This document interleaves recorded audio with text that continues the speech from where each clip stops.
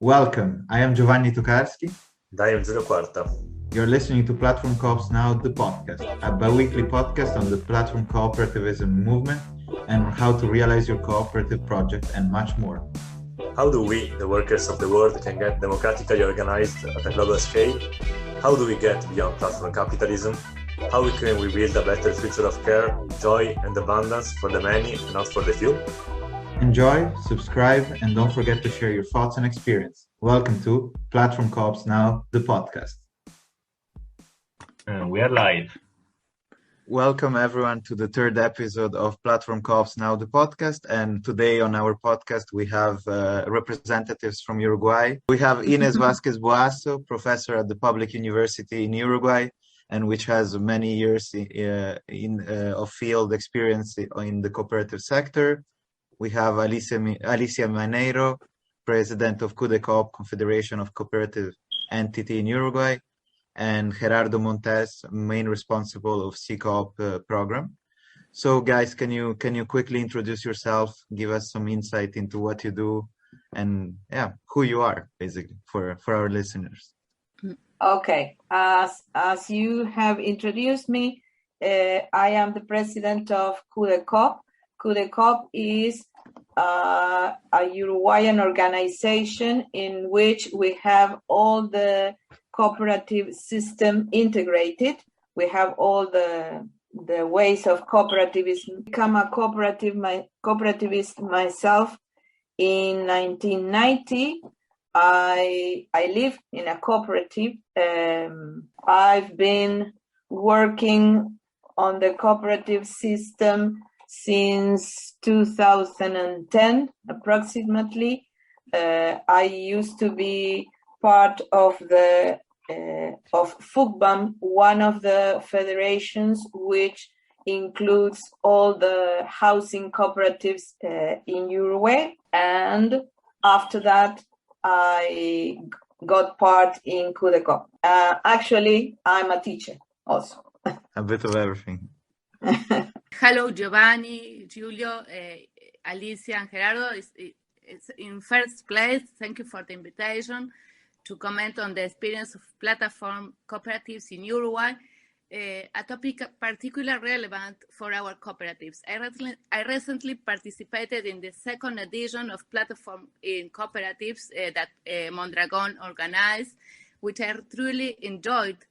The course fostered on an interesting and nurturing exchange among cooperatives from all the world, and that was very exciting for us because many times we hear from cooperatives of other parts, but we don't have the opportunity of joining. So I think that even if Zoom has brought some things that aren't so good, this is a very good thing that it has brought. I strongly believe that from these tools we will be able to build common ground and share and collaborative learning.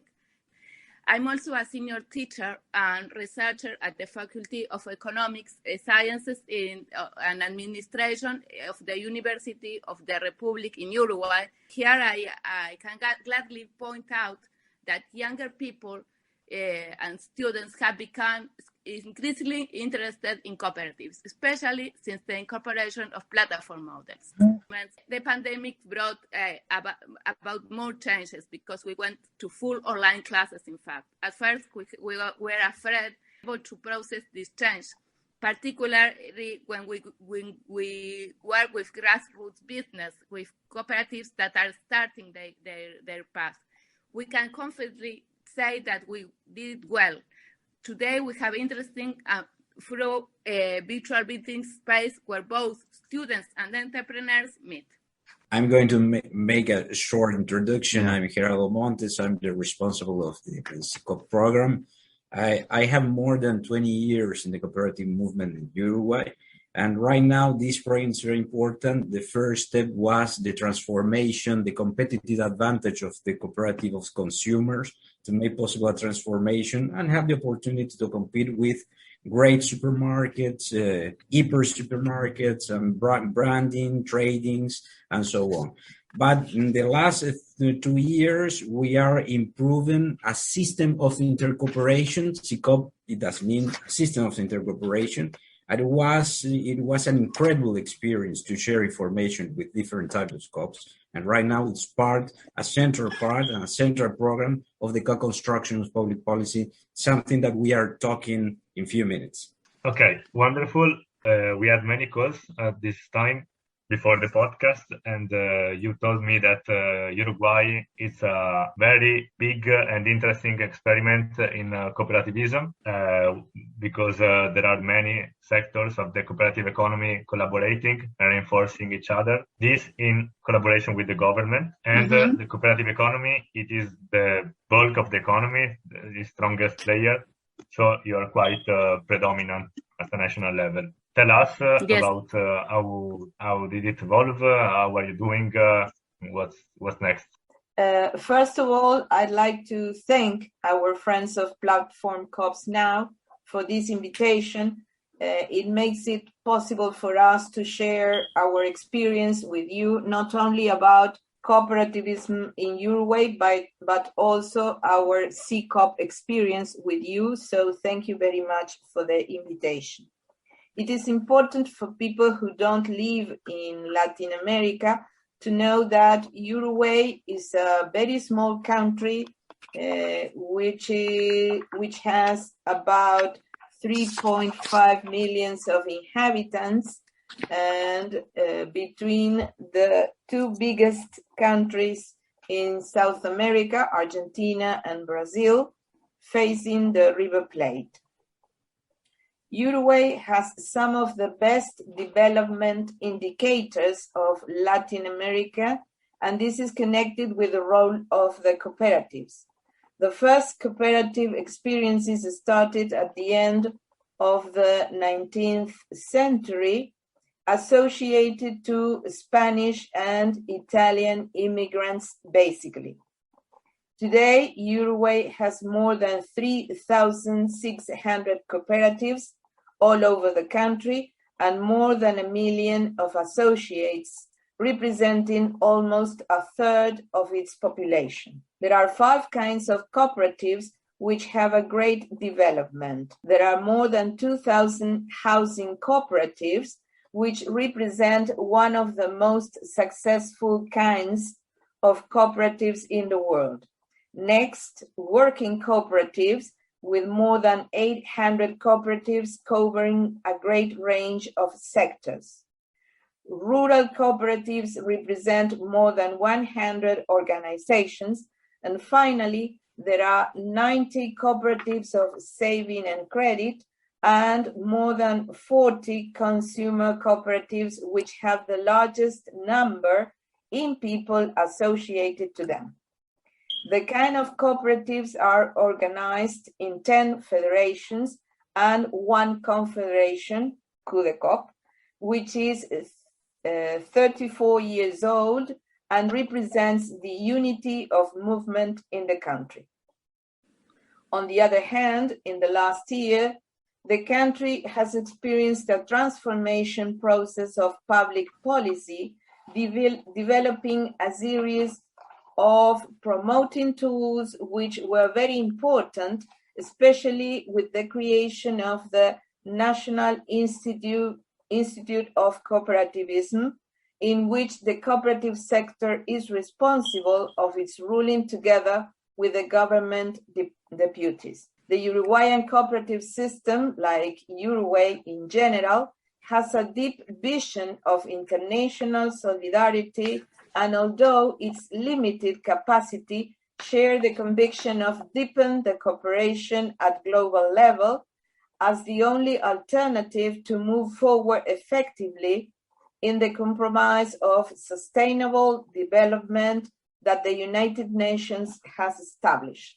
Listening to your answer, and it really makes me wonder, because in European countries, for example, we're so behind what you just said in terms of creating a cooperative economy. So I would like to understand exactly how did this happen? How did you manage to develop a cooperative economy, and what were the biggest challenges, including COVID, in developing such an economy? it's important to understand that in the last few years, one of the government's goals was to make cooperativism in general to grow. Yeah, so they started a few tools which help us, and it is important that we share the ruling of the institute, and that helps us to make the decisions with the politics. So I think that is one of the most important things. But it is also important to know that we have developed a lot as a system, but we haven't how to reach and how to be important in the gross national product. Yes, that is something we need to get, and we are trying to, but not yet. We haven't yet. And so regarding what you just said, like, what's the plan? How are you gonna achieve that? Do you have like a vision towards it, or at the moment is not that clear? I think it's not completely clear, and probably it's not completely shared, and we have to keep on working on that. Probably not all the cooperative system is visualizing that in the near future. So I think we have to keep on working on that. So you have this fertile context of intercooperation and cooperation between cooperatives and government. And now let's talk about digitalization of the platform economy in general. And let's start from the Platform Coops Now, the course, the second edition, yes, which Ines participated to. Yes. What was your experience and what you learned and what you think you will bring to the Uruguay context? I participated in the second edition of Platform Cooperatives Now, which I really find it very useful and recommend it because it was a very good experience for me.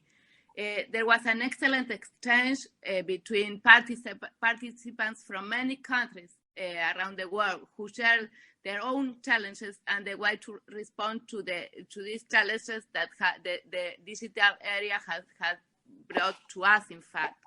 And for cooperatives, in fact, there are a lot of challenges also to bring our values and to work in the sense of the values that cooperatives recognize. I mean, democracy, participation, intercooperation.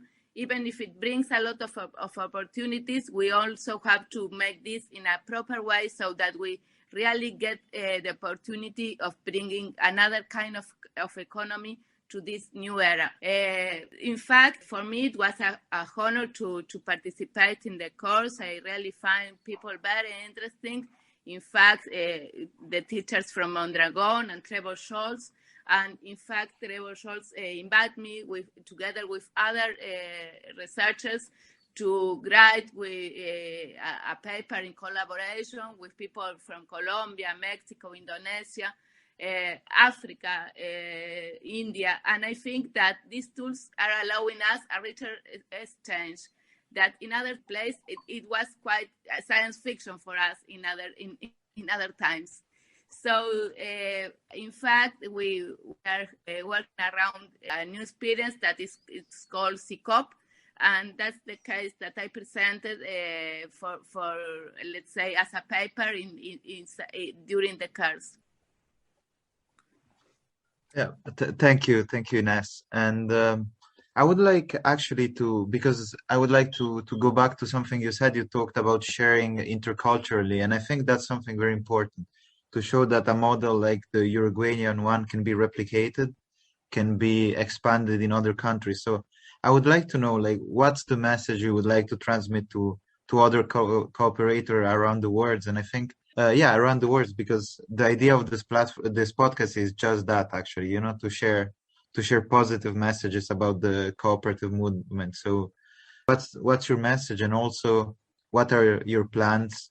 Maybe you can give us also some more insight about the project you presented, Sicoop. Feel free to give an open answer.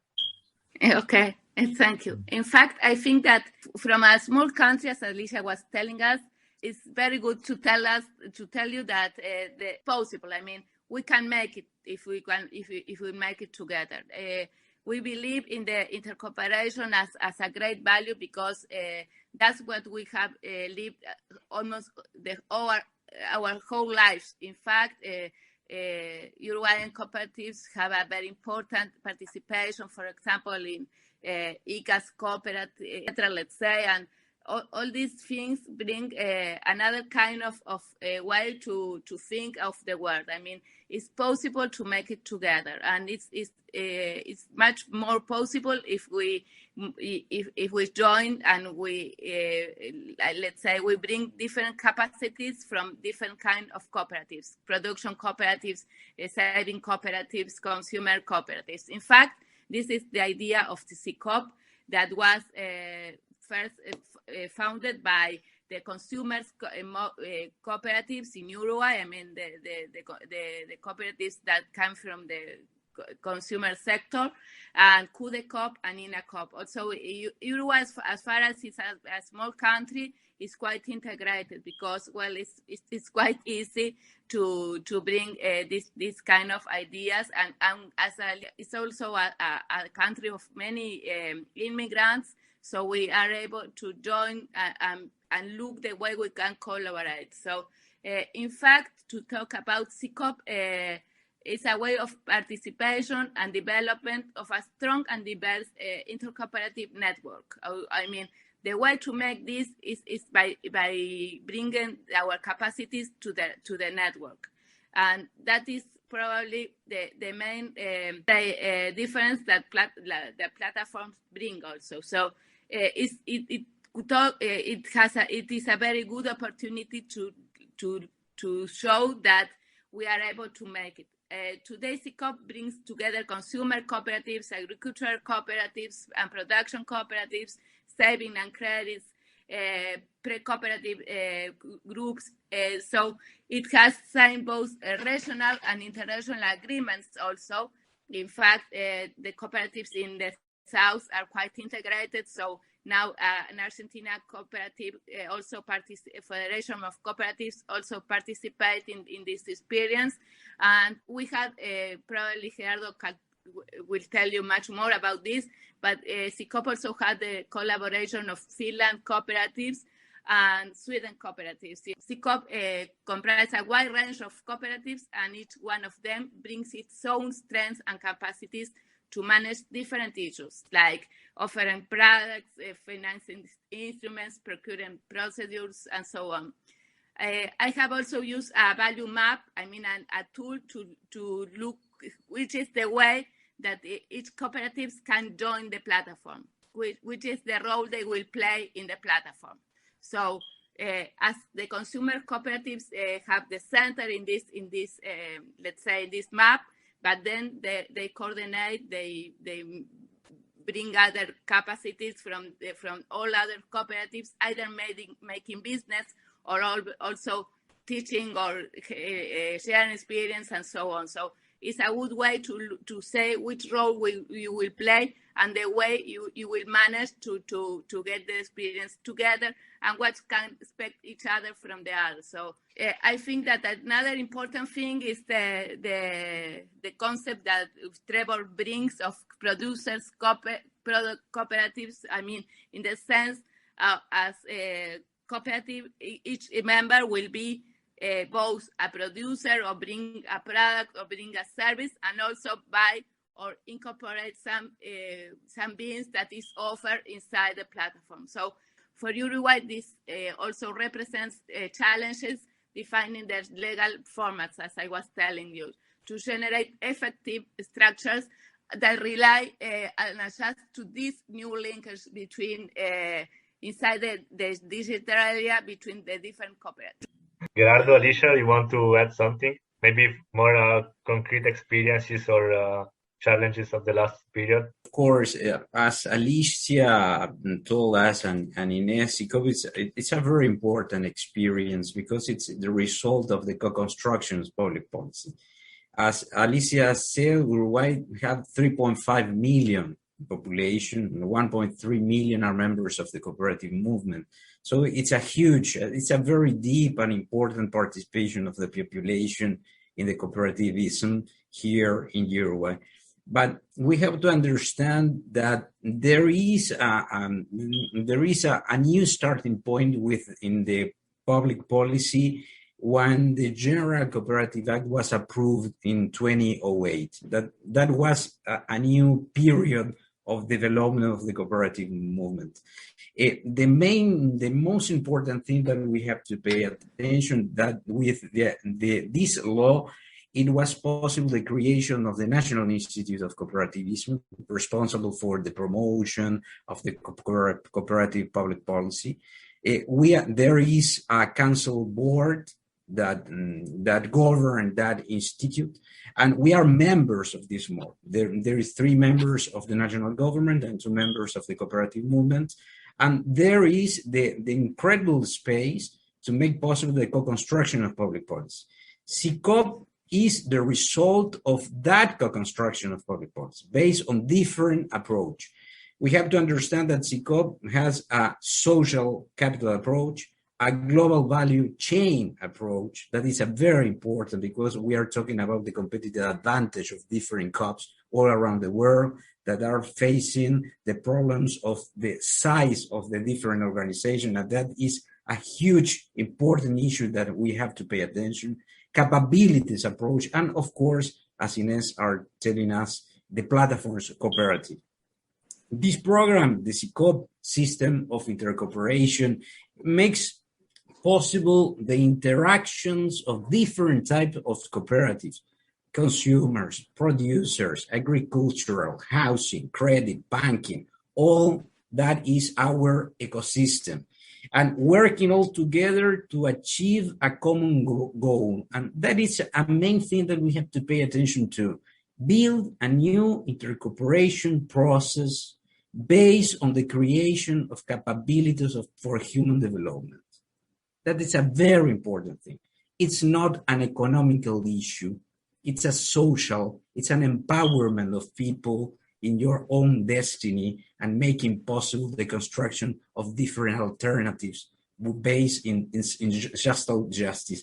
But that capabilities approach, we have to pay attention about one important thing.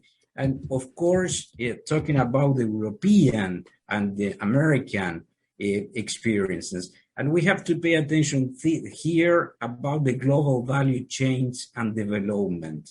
This is the main thing that we have to pay attention because we have to make a distinction between internationalization and globalization. We are not talking about the same thing. While internationalization refers simply to geographical spread of economic activities across national boundaries, globalization implies a degree of functional integration between these international disparate activities. We are connected in that network. We are part of something huge of different organizations. And that global community change have 3 dimensions. As for example, there is a very good author about that thing that studied these facts. For example, Gary Gerefi, that are the global chain approach. And it's important to understand that we have input-output structure, territorial spatial dispersion or contraction of production and distribution networks, and the governance structure. And in this fact, we have to understand that there are 2 distinct governance structures in the global commodity chains. And we have to understand that we have the producers driven and the buyer driven. This is very important. Why? Because the chains refer to those industries in which large retailers, brand merchandisers, and trading companies play the pivotal role in setting for decentralized production networks in a variety of exporting countries, typically third world. And we have to understand that Sicoop, it's part of this network construction. We have to permit in a democratic way that different COPs have the structure to be part of this important network to improve the development economy. So we have to understand that Sicoop, it's a democratic co-construction with public policy, but of course of the COPs, of the movement. And we have to understand that it's very important to improve opportunities, trying to avoid constraints of small and medium enterprises to participate in value chains. And there we can identify different points that we have to pay attention a lot. Access to finance. This is a problem, a huge problem that every COP, small and medium, actually it's a very problematic issue. Access to training, the democratization of the knowledge, of the business knowledge, is one of the most important things we have to pay attention right now. Technical and business support, the coordination and collaborating building, and of course, we have the opportunity to access to the markets. So it's very important to understand that the core value of this collective process with a democratic perspective is to improve the opportunities for human development, making possible in our communities social inclusion and upward social mobility. Definitely, we are talking about justice, social justice. That's all. Wonderful. Okay. Just a comment from my side. What I really liked when I met Sicoop was that while all the projects in the Platform Coops, of course, wanted to have a digital business, let's say, or a platform business of some kind, you were already having a functioning ecosystem offline, let's say, I mean, without much digital infrastructure, and and you wanted to proceed with digitalizing it, not the other way around. Because I saw many projects in the course that without having nothing, without providing any value to anybody, they wanted to make a very nice platforms to transact or a system of intercooperation. But I think that starting from providing real value to the community is the starting point, and then you can reason about platforming it or getting digital tools. Do you have any other take on digitalization in this sense? Yes, Giulio, in the Sicoop, for example, right now we are in the middle of the digitalization process. It was not our starting point. The starting point for to make possible the interaction between different COPs with the systems that they are making possible these interactions. Right now, because we have a structure right now with the public policy, the participation of different types of COPs. For example, right now, in few months, we are going to start the next business unit that permits the linkages between housing and cooperative consumers and credit consumers. Right now, this is the new unit model, but we have to be so careful in the time of the implementation of the platform. Right now, we are in conditions to make possible the software and the software support. But the first, it was the interaction to create a behavior that permits each different COP, different types to see each other and try to understand each other.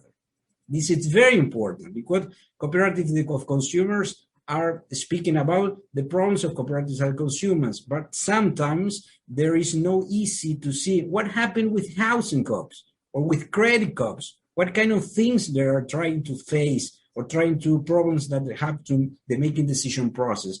And the Sicoop are making that we have the power to understand the problems between each other. We have to pay attention about a very central aspect, the core aspect of the Sicoop. The economic relationship is embedded in the social relationship. That is the main thing. So our first construction is to see each other. And right now, with a certain kind of the structure, we are making the steps forward, trying to improve the software and the platform. Of course, will be the future, the present and the future of this Sicoop approach. Nice.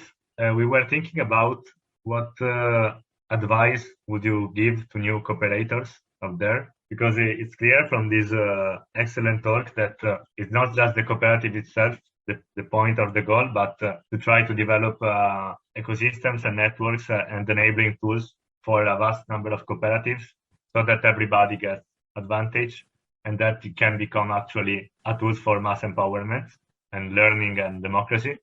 So what would you say to a young, fresh cooperator that is full of energies, but maybe doesn't have so much of experiences of knowledge about the real world? The way you can build the future is in a intercooperative way, and future becomes possible if we join together and we build a possible world in this sense. Thank you. Yes, the construction of other kind of society, especially when we face globally international financial crisis, sometimes we socialize the problems are not when we have the profits. The profits, we apply a selfish conception and framework and approach.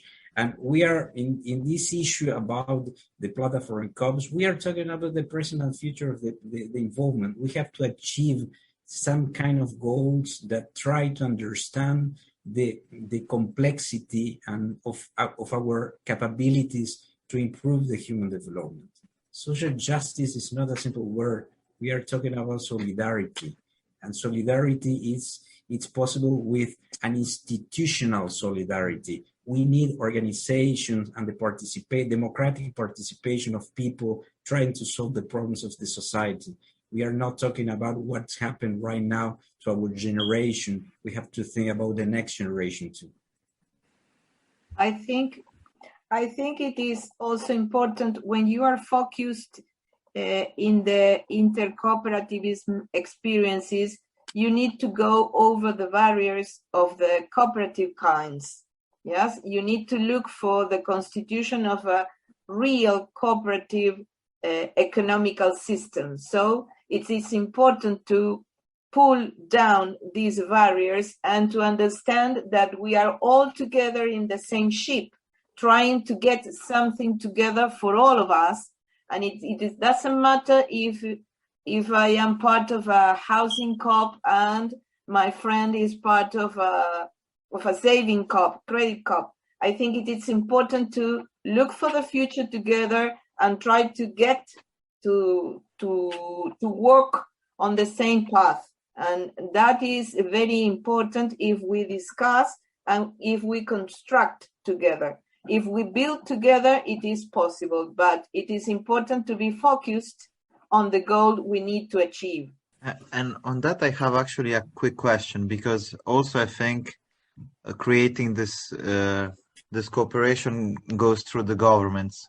What's the value proposition that such a system can give that could convince other governments to really invest into cooperatives and offer those, this help that can be essential? I think it is a kind of association. So the cooperative system can give advice to the ruling system, and they can share what they need, but also I think they give their not only what they need, but they give the social view of something that is not exactly the political view. So I think both things should go together and discuss and build together. So not only political issues, but also social issues. I think they are different sides. So they can build together if they share, for example, like Gerardo said, we share the board of the institute, and it is important for us that the people who are there representing us show the needs, the social needs of the cooperative system. Yes, it is a different kind of site, I think. Thank you very much. I completely agree with Alicia. Yes, in fact, I think that the intercooperation principle is one of the most important ones, and it allows us to get together to construct a better world, mainly in a disruptive moment as we are living now, both nationally and internationally, to build a new world, and not as it happens in another kind of enterprises that finally it distracts good words, but the cooperatives are the ones that will be able to build works and the way of living for everybody, and in a sense of democracy, so everybody is included and nobody is left behind, in fact. So I think that the values of democracy and participations are the one that can help us to build this kind of world that we want, and I think it's the way we can think of the world we dream, in fact. So integration and articulation are the main things. I completely agree with what Ines has said, and I also think that the pandemic has shown again the relevance of the joining action. Yes.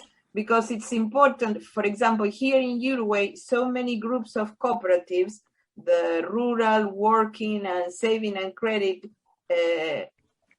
cooperatives, have worked together this time, all these months from the moment the pandemic started here in Uruguay. They have all worked together, and they joined their action to help the sectors of society most affected by the pandemic. So the pandemic has shown again that if we join and we work together, it is possible to move on. It is possible to pull down barriers, and it is possible to keep on learning from each other, but also keep on building together. Well, thank you very much for your answer. And Gerardo, do you have anything to add? Yes, I agree absolutely what Alicia and Ines said. We are facing tough moments globally. All the society are facing the so important problems. We have to understand what importance to have democracies.